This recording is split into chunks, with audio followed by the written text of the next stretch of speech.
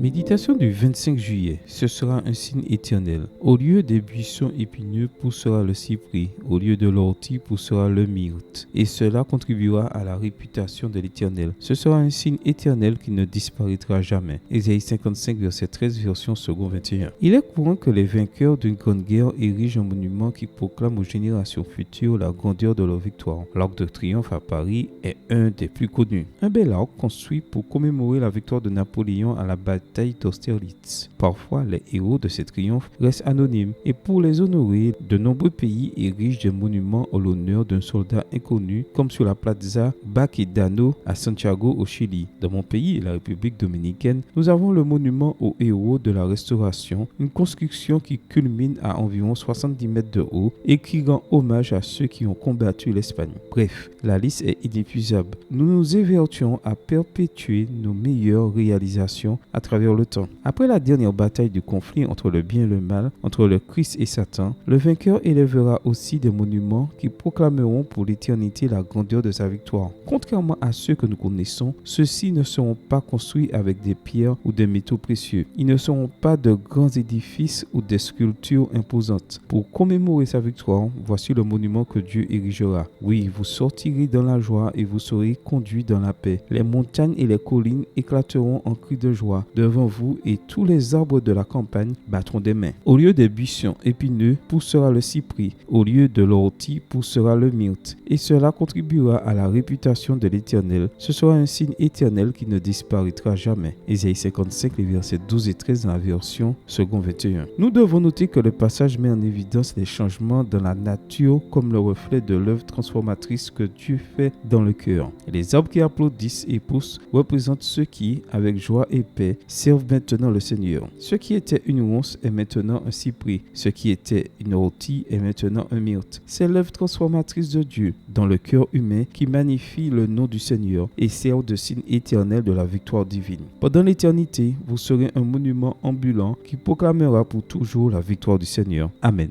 Bonne journée à vous et que le Seigneur vous bénisse.